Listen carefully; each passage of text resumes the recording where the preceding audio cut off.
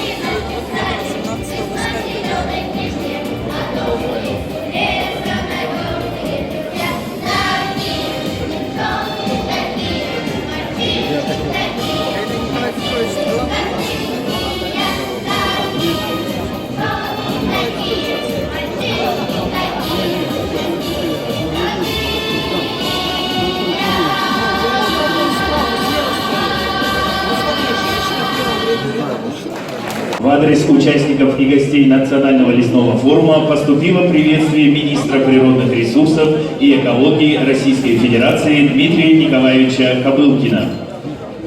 Уважаемые участники Национального лесного форума, приятно отметить, что это событие стало доброй традицией. Якутск принимает 4-й этап форума, который проходит под эгидой Государственной Думы Российской Федерации при поддержке Министерства природных ресурсов и экологии Российской Федерации, Федерального агентства лесного хозяйства и правительства Республики Саха-Якутия.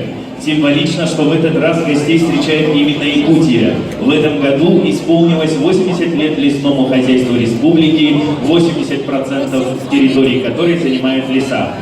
Якутия – это еще и 10-я часть нетронутой природы всего мира, необыкновенно богатая фауна тайги, легкие планеты.